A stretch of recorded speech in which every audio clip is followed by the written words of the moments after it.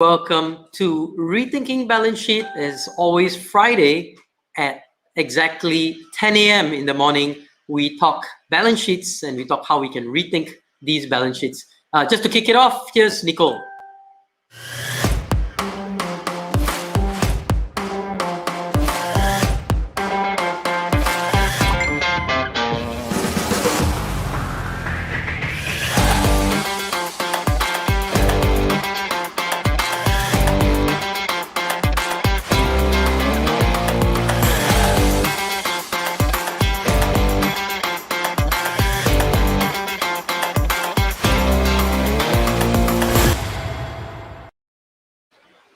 Welcome everyone to Rethinking Balance Sheet, and as always, every Friday at 10 a.m. we talk balance sheets. And joining me is my co-conspirator and my partner in crime, Ravi from Sage 3 Capital. Ravi, welcome to our show, and you seem very relaxed and at ease and sitting there.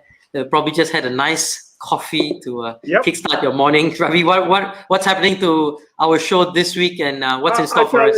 I tell you, we'll just talk a little bit of what's gone around town in KL in the financial scene. This week, the Malaysian Institute of Accountants and IPAM had a major conference on restructuring.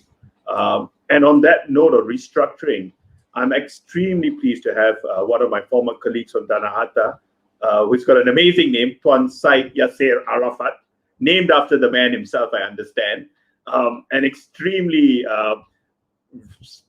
good, finance guy, extremely long career in finance and with, leading investment banks, of course, Tanah Harta, ING, etc. So he runs Ekuinas, which has been I would say, one of the sterling successes of a GLC initiative in Malaysia. And he's here to talk about one of the more, again, talking about balance sheet on the funding side, but I think he's not going to just talk about the funding side. He's also going to talk about a little bit about why private equity can help you get to the next level of your business growth. So yeah, it may not be for everybody, it's not for startups and all, but it is certainly an angle worth looking at. He's got tremendous amount of success stories under his belt, and I'm sure he'll be happy to share that with us. And it's very exciting, and we're gonna get Yasir into the show in a second. We see some guest streaming in. Cheryl, welcome to the show, and others. And as always, just to remind everyone, if you have questions or comments, just shoot it in the chat or the comment section on your social media feed, and we will address it as we go along, as we find time. So Yasir, welcome to our show, and super glad to have you with us, joining us today. And tell us a bit about yourself, Yasir. And I know you lead Ekuinas at this point in time. Maybe you can share a little bit on Ekuinas and the financial landscape in Malaysia. Yeah, thank you, Roshan, thank you, Ravi. Well, like Ravi said, I've been in finance for the longest time. I started my career in ASEAN Bankers before moving on to CIMB, eventually UOB Asia, as well as Tanah Harta, eventually Tanah Harta and Ekuinas. Ekuinas itself, I've been there for about, I guess, 12 years now. So it's been a long time since I've been with Ekuinas. So I'm not sure how many people are familiar about private equity. Private equity itself, I think private equity is really about pooling of private funds to invest in effectively between medium to longer term assets. That's what it is, right? It plays a slightly different role. If you think about public equity per se, public equity is really investing, depending on your risk appetite, clearly, it can be long term or it can be a short term. And there's always a liquidity event. Private equity differs in the sense that once you put your money in, you're going to be in it for a period of time. And private equity also take a fairly hands-on approach in terms of how you create value along the way before any private equity exits their investment eventually. So if you think about the role of PE landscape in Malaysia, or for that matter, anywhere in the world, it interlinks to how PE creates value. I would touch on a few points on this briefly. One, PE is a catalyst of business growth. If you think about how private equity create value, growth is an integral component of how private equity generate returns. By and large, company will experience moderate to exponential growth post-PE investment. And we've seen this. I mean, we've seen in some of our portfolio company, which we exited, some grow their revenue by 2 to 3 times, some grow higher, or even of course there are also investment that has grown less than that, and we've seen this, I think, in the recent years in terms of IPO of Mr. DIY and few others as well. So this clearly will have a spillover effect on the economies from job and wealth creation perspective. The other element that also linked to how private equity generate returns is to drive business efficiencies. Again, another important element to generate return, as I mentioned. Most people would associate efficiencies with cost cutting, but I don't think that's necessarily true. I would prefer to look at it the other way. It's more of maximization of resources, meaning with your existing resources, how much more can you grow, and what are the supplementary tools, if you think about it, that you must have to grow your business. Take, for example, investment. Yeah. Sorry. Go on, sorry. Yes, yeah. Continue, please. Sorry, I thought you'd finished. No. So take, for example, investments into IT or ERP, for example. They are often neglected by entrepreneurs as they find it hard to justify investment to those areas because of lack of knowledge to justify the investment. And the final part is really the soft part, and people tend to neglect that, is the fact that private equity contribute towards an increase in investment activities. So interest in the country by creating favorable investment climate, for example, transactions meant more money being poured into the country. For example, when we sell our assets to a foreigner, it means FDI coming into the country. So these, to me, are the few role, if you think about it, of how PE landscape in Malaysia. Okay, Yasir, you raised on a good point, how many people know. But I think to give a little bit more color, and that's one of the great things about this show, is it's not just a very technical show. It's about really who are the kind of people you have in your organization, and what do they bring to the table? Okay, thanks for that, Ravi. I think going back to more basics, we have people from different background. We have a group, for example, myself, I'm an investment banker by training. We have two, three more. In fact, we have a combination of people from investment banking background, accounting background. We also have people from consultancy background. So we have a fairly good mix of people from finance, consultancy, investment banking. So it both covers transactional, value creation, and to ensure that, and essentially accounting professions. Would you say that the people in your organization are really good people? They really need to work with, you're going into to have a long sort of a marriage of 3 to 5 years. How do you make sure that you get this marriage to work fairly well? I know there's a lot of contracts which back it up, but more so about getting this marriage to work well. I think that's what worries a lot of businessmen. Oh no, I'm going to lose this all to the PE guys who are going to tell me exactly what to do. No, Ravi, that's a very important point that you raised there. A big part of it is to build trust, Ravi, throughout our investment, right? Building that relationship and trust from day one. I think one of the biggest challenges is really to get alignment of interest between the founder or the company that we bought or the management, to ensure that we are on the same page in terms of how we want to grow the company. And I think that relationship, that courting period, so to speak, is extremely important in terms of how you define the relationship going forward. And along the way, and one of the biggest hurdle that we usually face is between 6 months to 1 year post-investment, because typically, like any other things, there's a withdrawal syndrome in between. Right. I mean, if you think about it, entrepreneur founders used to be making their own decisions in the past without going through a process, so to speak. And now they have another partner they need to refer to. And there's always that, typically not a full trust period, or there's kind of a slight mistrust. What is he trying to do? Is he trying to go behind my back or things like that? But that needs to be managed smoothly between that period. I mean, clearly, nobody would want to enforce on contract. Look, as per the contract, this is what I can do. Yeah. But that's not right. But you don't want to go into that, right? You want to ensure that the relationship is cordial, relationship is amicable throughout the investment period, because otherwise, once a relationship becomes toxic, it will be counterproductive in terms of what you're going to do, in terms of initiatives that you're going to put in. So I think that's a very important element to build that trust. I mean, it's understandable. First 6 months to 1 year is always the most painful period in terms of trying to ensure that there's a buy-in. So I think to gain that trust, I think there are a lot of things that you could do. You could, for example, entrepreneurs or founders are traditionally or typically are instinctive. And they are instinctive, to be fair to them, their instinctive are more often than not correct. But where private equity can supplement, in terms of where we can supplement, is in terms of putting a bit more science to their instinct, right? In terms of providing that data, providing that sparring in terms of decision making. Have you thought about this angle? Have you looked at this? To ensure that the decision is made in a bit more scientific manner in terms of to drive certain value creation plan. I think that's what's typically done. Fantastic. And a lot of buy-in and engagement need to be done, I believe, along the way as well, to ensure that there's an alignment of interest. Yasir, you and I know. Sorry, Roshan.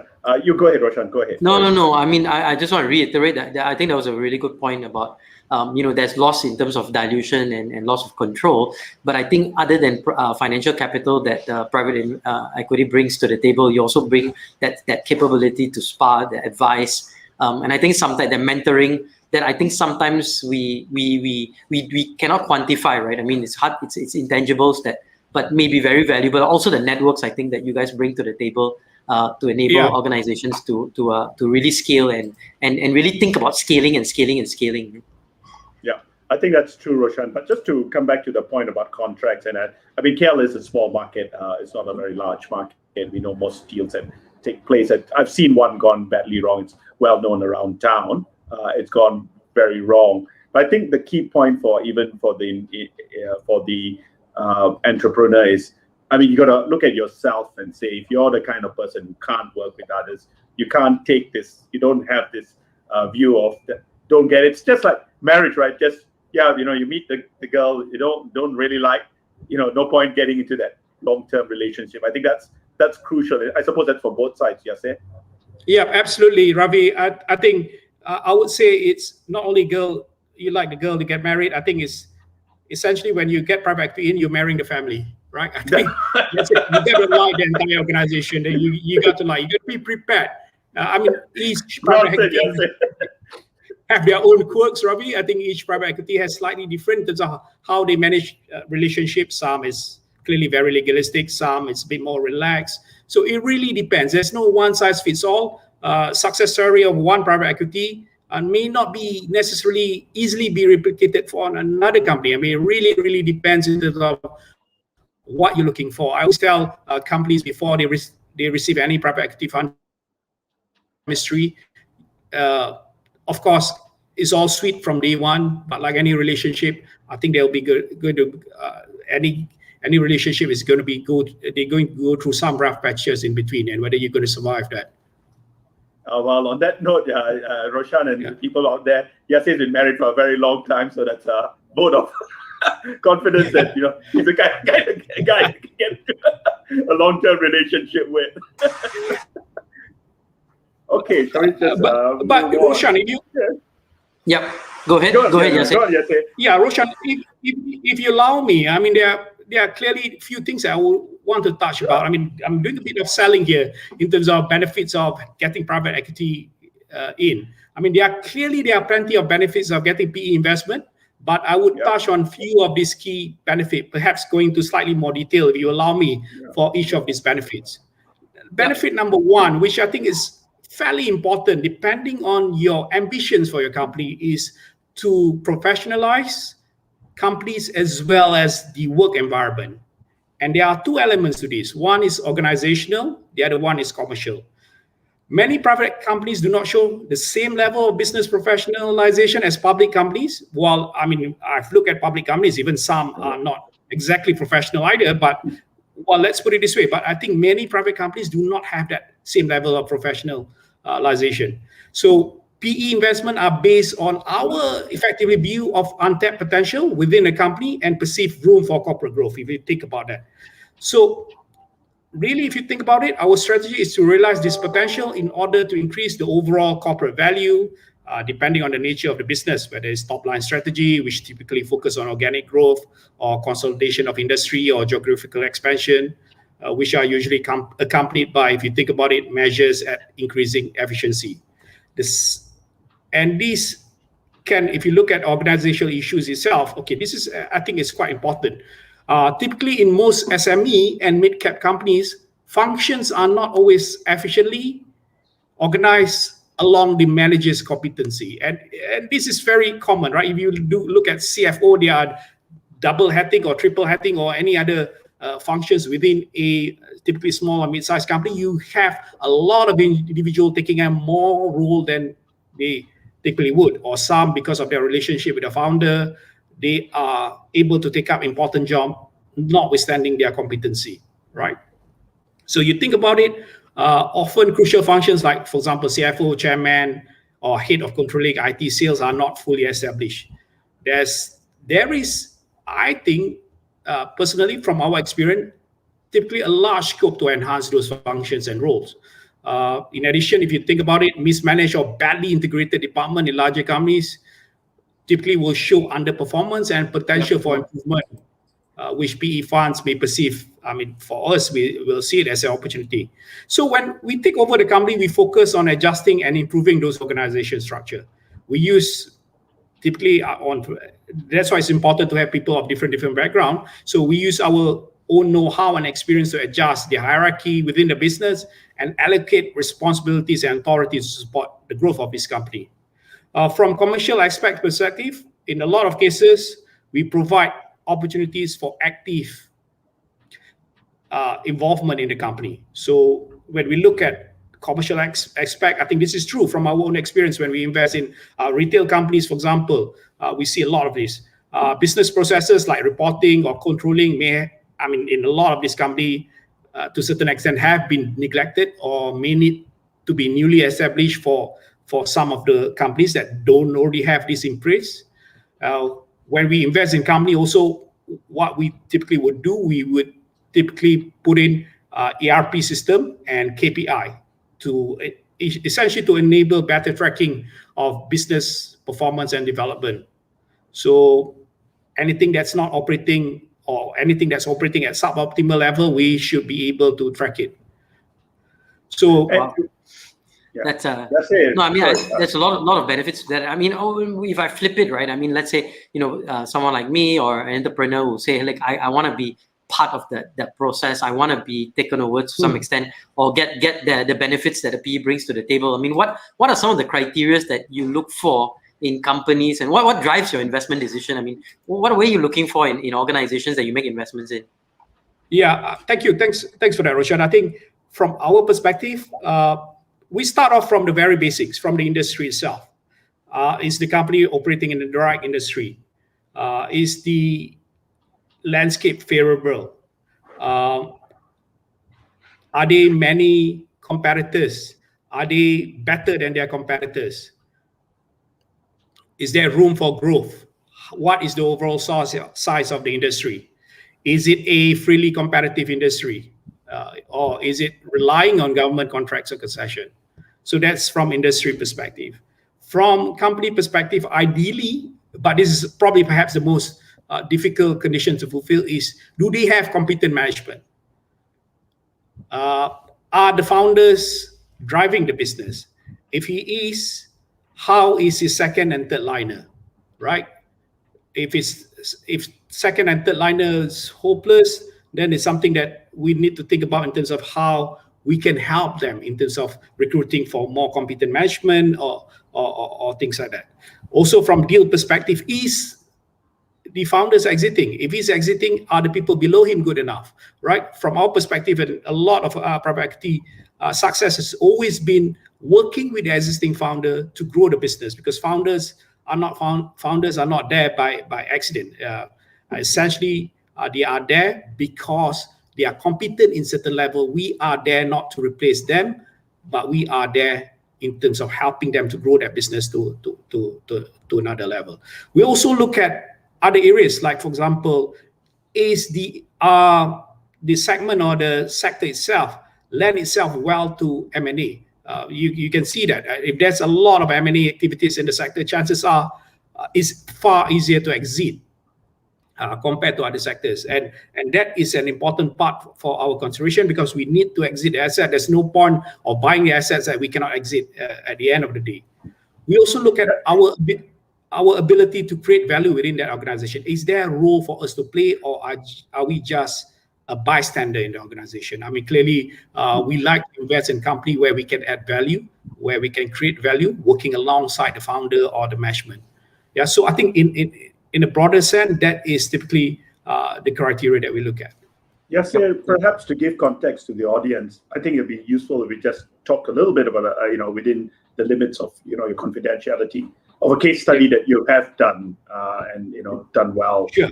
And how did that all work out? So we get some good context to us, sure. Story. Yeah. Sure. Okay, I'll give you the more easier one, because something that all audience can relate to. I think I'll give you an example of our investment in sports retail called Al Ihsan. Okay, Al Ihsan is a successful local sports retail company. The founder did a very fantastic job over a period of time. He's done it. In fact, it's one of the longest deal that took me to close. I essentially courted Ali Hassan when I first joined Ekuinas. That was back in 2010, and finally managed to close the deal in 2015, 2016. So it took me, it really took 6 years, Ravi, to close that deal. Trying to convince him to sell his stake in the company. So he continuously tell me, no, Syed, I think I can grow. So in the meantime, what he does is he continually engaged me, trying to get some ideas. In fact, he did try to professionalize the company by himself. But that didn't turn out well, because he doesn't know how to manage the professional, essentially. And eventually, I think there was an amicable exit between him and the professional. And eventually, in 2015, 2016, he agreed to Ekuinas coming in. We talk about it. We talk about our game plan. Ultimately, at the end of the day, what we want to achieve. He wants to professionalize the company, as I mentioned earlier on. It's one of the main reasons why people do this. He thinks that the organization is important for the organization to professionalize. He thinks that he wants to take a step back as well. I think it's a quite interesting play, because he wants to take a step back and essentially become a chairman of the company, right? Minimizing his involvement overall, because he says he's been working hard throughout the years and things like that. He wants to take a step back, but still be involved in decision making through Exco or board, for example. So we agreed on that. We also agreed that we need to make certain key hires within the organization. In the past, as you know, as a lot of entrepreneur-run company, is one guy says something and everybody follows, right? I think that's the culture that he has by and large in the organization. So he wants to change that, which we agree. We help him hire, make certain key hires within the organization. We hired a CFO, a CEO. He also wanted the company to be more Malaysian, so we hired an Indian CEO, Chinese CFO, to change the overall culture, which by and large were a Malay culture with the organization, and we made a chief marketing officer. So that worked out quite nicely. Of course, the first 1 year, it's the most difficult, because the new CEO clearly will do things very differently from how he did in the past, right? So I played, and my team played quite an important role in terms of managing that relationship to ensure that it remains cordial, because there's no second guessing. Of course, he will say, hey, he does this way. I didn't do that way the last time around. Is it the correct way to do it? And the CEO will say, you know what, Yasir, chairman has gone beyond my bag. He spoke to other staff. He undermining me and all that kind of stuff. Right? So it really about that, Ravi. I mean, a lot of time is spent towards it. So I think eventually, I mean, the relationship is kind of smoothened along the way. We've also put in a lot of place. I mean, either than professionaling the organization, we invest a lot on ERP and IT. Again, this is one area that's quite difficult for entrepreneurs to invest on, right? Because to be fair to a lot of entrepreneurs, a lot of them try to invest in IT and ERP, but unfortunately, because of the lack of know-how, more often than not, Ravi, you know how IT works. Yeah. Because if you scope it properly, you get fleeced by the respective IT company, right? Absolutely. You get a Toyota, they give you a Rolls Royce. Yeah. Right. And nobody knows how to use that Rolls Royce effectively. Yeah, that's true. Right. this is where I think That's where we great. I love that the And- part and of that's your great story. story. But the fantastic thing is a story about the diversity, and that's I suppose that's key, which a PE firm could bring in, because I think a lot of us, like it or not, we when we run our own firms, Stage 3 being no different. It just somehow it's just friends come in, and it's just that same. You're probably just fishing in that same pond all the time. And what you Right. just said was opening it out wide and bringing it in. And Roshan is into leadership, organizations. I'm sure you've got something to say on that, Roshan. Yeah, no. And I mean, diversity, I think, is critical. And also, I think we sometimes get stuck in the same zone of this is the way everything is taught. And when you have that whole breadth, and I don't think it's about race or diversity or gender and so on. I think it's really diversity of experiences, right? The different kind of experiences that you bring to the table. I just want to, there's a whole bunch of people just joined us. Husni, welcome to the show. And Mirasol, welcome. There's a whole bunch of, and if any of you have any questions or comments for Yasir, please shoot them in the comment section, and we'll be happy to take your questions. Ravi, Yasir, we're going to just take a quick short break. Right. And we'll be right back in about 30 seconds or so. So, again, most fantastic personalized learning app is Necole, and just check out this quick 30 second spiel on Necole. Woi, bro. Apa dia? Aku message kau 50 kali, tak balas. Alah bro, aku tak ada time lah bro message. Aku sekarang tengah Necole bro. Necole lah, itu dia in sekarang. Tengah trending tengah kacau. Kau cakap apa? Apa tu? Necole, kau tak tahu Necole? Google kau tahu? Necole kau tak tahu? Tak, Necole app untuk belajar bro. Semua tengah belajar guna Necole sekarang. Ilmu semua tengah guna Necole. Share sikit lah. Boleh bro, kau tengok macam ni bro. Okay. Kau kalau kau lembab, kau kena Necole bro. Memang aku lembab sikit sebenarnya. Bro, kalau kau nak laju, kau nak top, kau nak jadi CEO, kau kena guna Necole. Kau tahu kena pergi mana? Digital.dynamic.org. 200 je bro tahun. Aku buat tu aku tak lembab dah. Tak tahu bro capacity kau macam mana. Tapi aku rasa Necole ni boleh tolong kau lah bro. Confirm. Okay.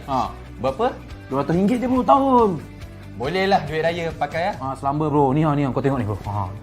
Percaya bro, kau tengok ni. Ini daripada Howard bro. Power bro. Woi, memang cantik. Apa ni? Jangan ambil aku punya.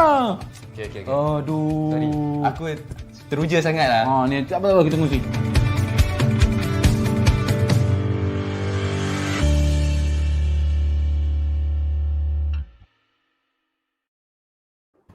Welcome back to Rethinking Balance Sheet, and here with Ravi and of course Syed Yasir has joined us from Ekuinas, and there's a couple of folks that have put some comments. I think Ravi that and Yasir, the point that you were talking about, it's about cross-pollinating ideas. I think that's so critical as we professionalize an organization.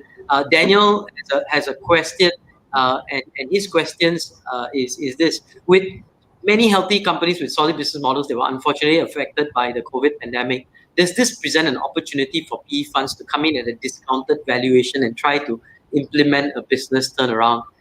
Daniel, this question from Daniel Ahmad. Yasir, your thoughts? Yeah, I think certainly there's business. Clearly, there's a clear case for opportunity for a lot of this company. I think we ourselves are looking at opportunities in this space, whether there's a company with good business model that's been clearly affected by pandemic, and whether we could acquire those companies. Unfortunately, Roshan, I mean, the reality is there aren't that many at this juncture, right? I mean, clearly a solid company will always typically be solid even throughout this pandemic, but those are affected essentially the less solid company. Clearly, we have not seen a really discounted valuation. In fact, valuation for some of the good companies remain at all-time high. So, I mean, clearly, we like to see that come down in line with the overall economic situation, but we have not seen it yet. But clearly, there's a clear opportunity, and we are indeed looking for those type of opportunity. Yeah, and I think it's tough. I mean, if you're a good company and you're good, it's very hard to convince otherwise, regardless pandemic or otherwise, right? But let's talk a little bit about Ekuinas and some of the sectors that you invest in. Is there a focus that you have in Ekuinas? And what kind of ticket size are you looking at? What's minimum? What's maximum? So what kind of deals are you scouting around for? Yeah. Okay. Thanks for that. I think when we first started, there were about 4 or 5 really key sectors that we were looking at. I think oil and gas is one.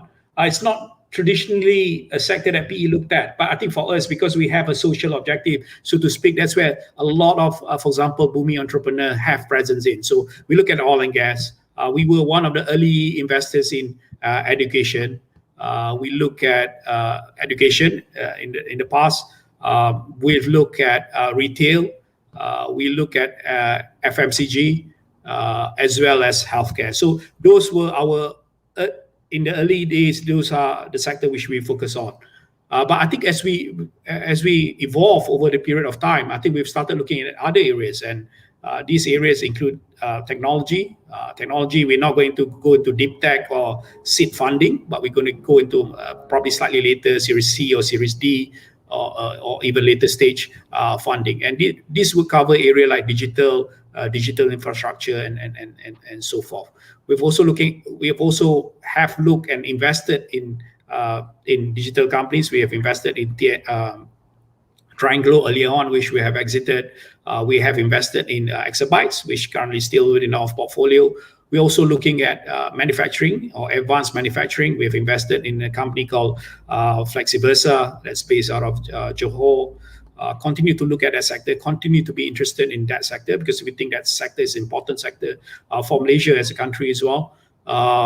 The other area that we are increasingly looking at is an area of, let's say, for example, distribution as well as logistic, food processing. But generally, Roshan, we operate in a single market. We're not too picky about the sectors, as long as it makes sense.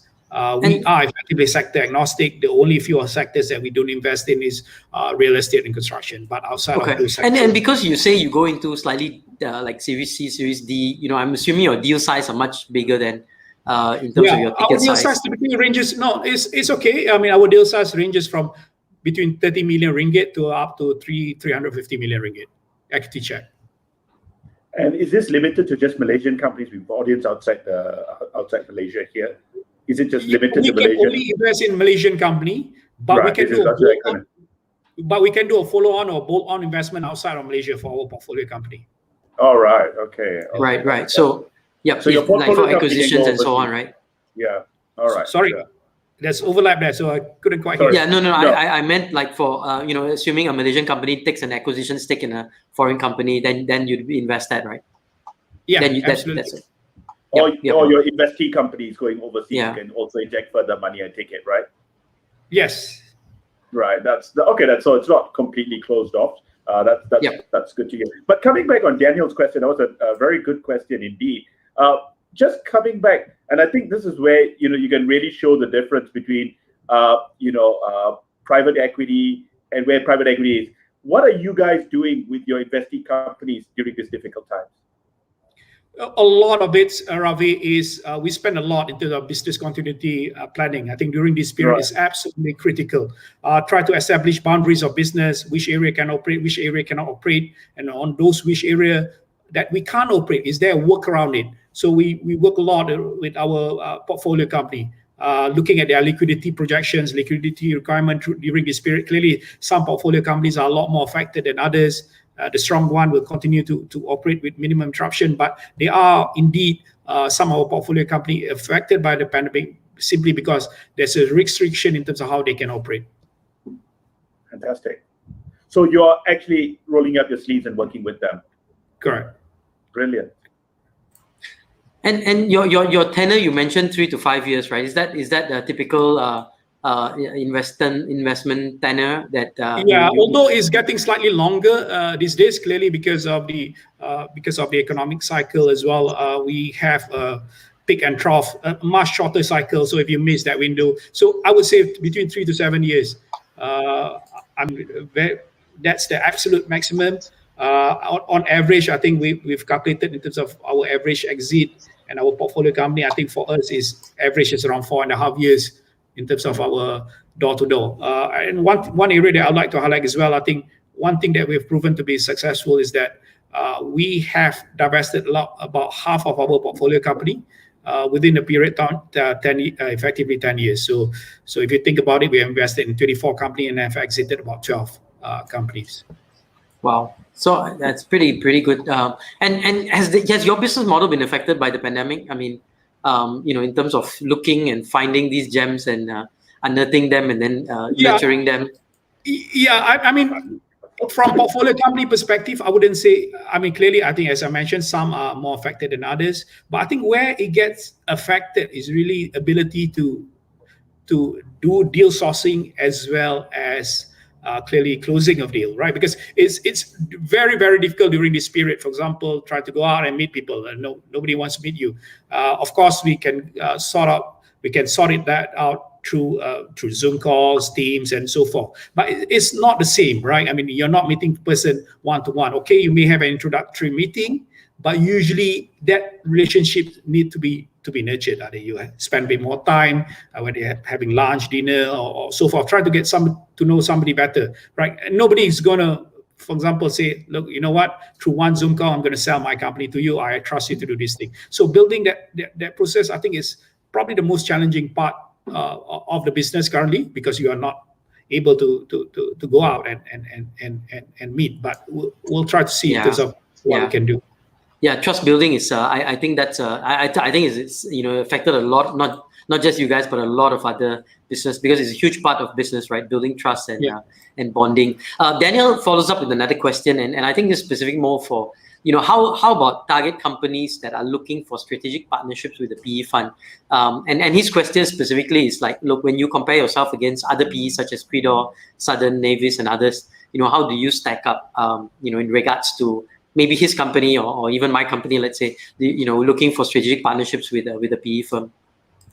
No, again, like I said, is there's no one size fit all. I think this is probably the most difficult part. I mean, each private equity clearly try to differentiate themselves from another private equity. All private equity sells on the basis that they do quite a fair bit from value creation perspective in terms of how they can add value to the overall organization.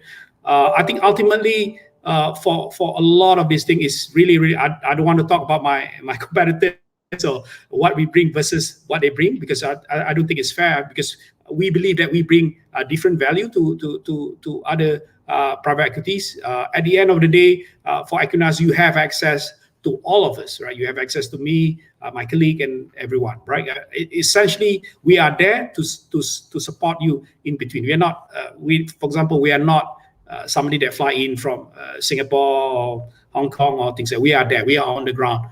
We're there to support. Right? And I think essentially,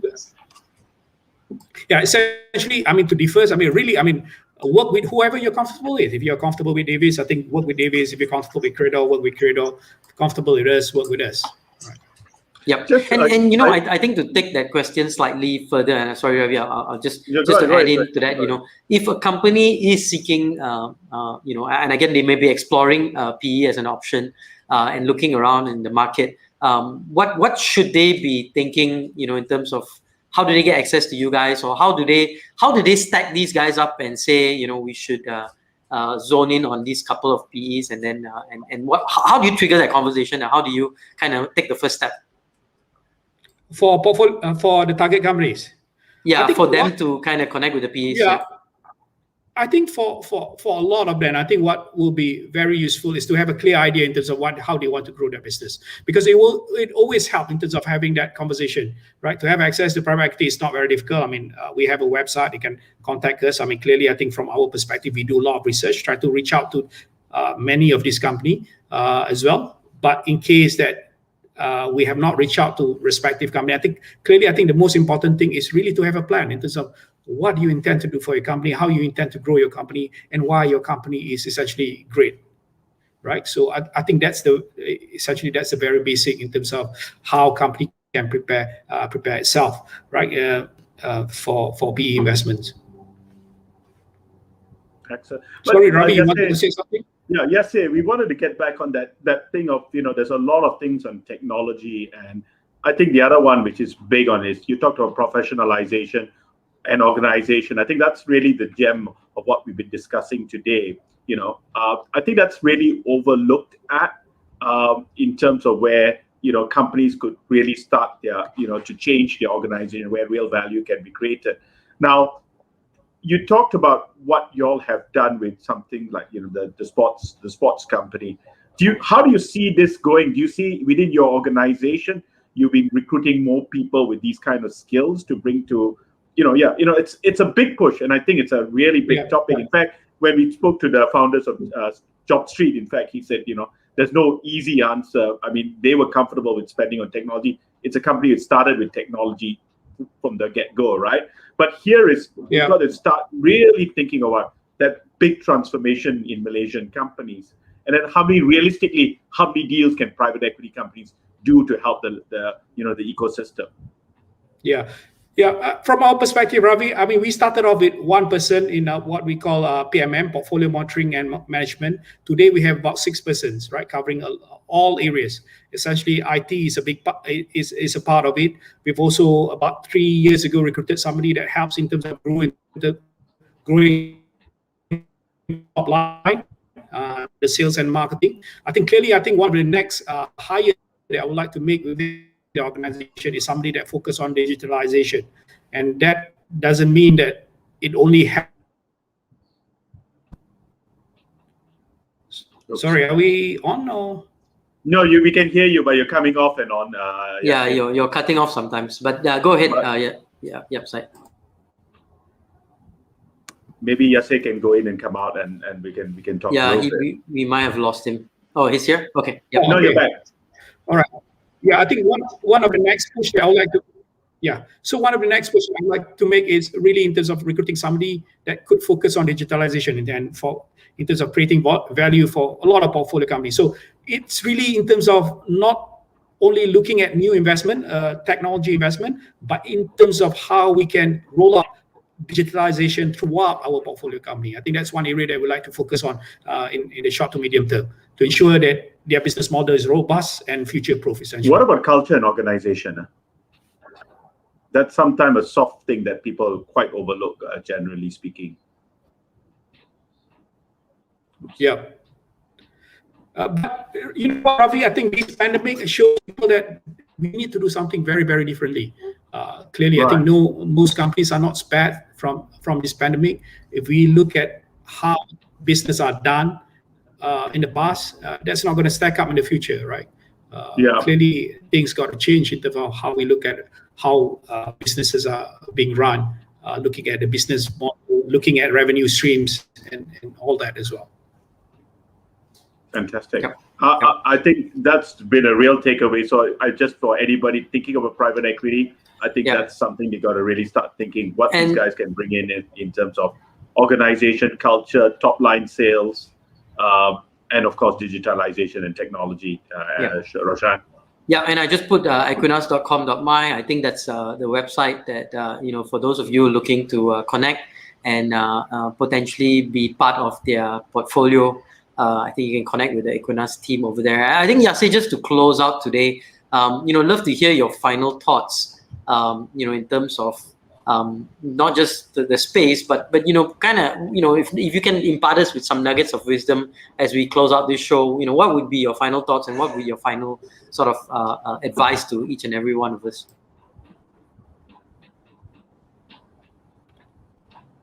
No, my final advice, I think one of the things that we have to look at, I think we got to do things differently. I think organization got to evolve, right?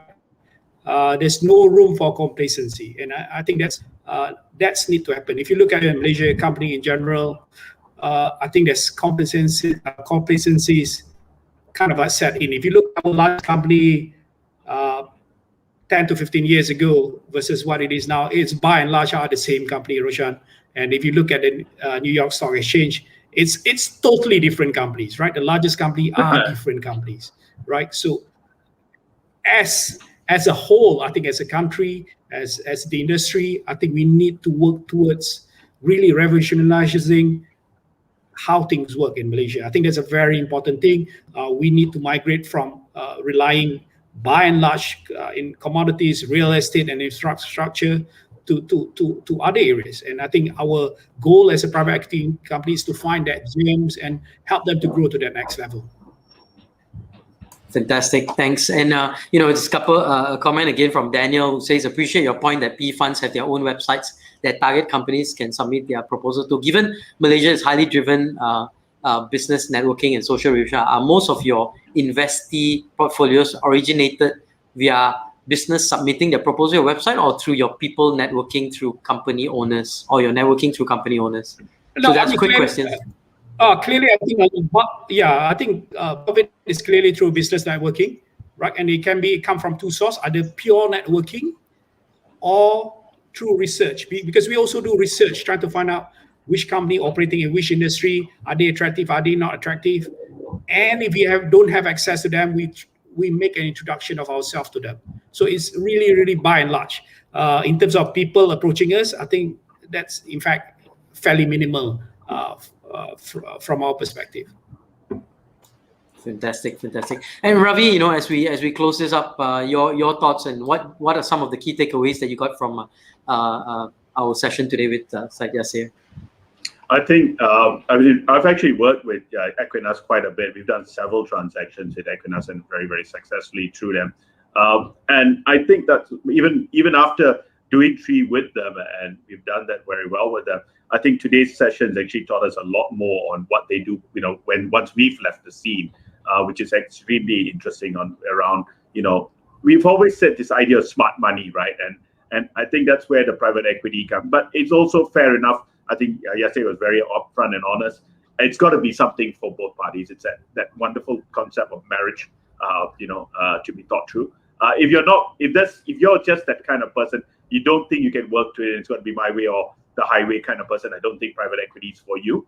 But if you think you can collaborate, you can work with people, and you want to take your business to the next level, certainly private equity is great. And I mean, Yasir has been very gracious. He's talked about even his, this landscape in Malaysia, the likes. There are quite a few, and it's a growing industry in Malaysia.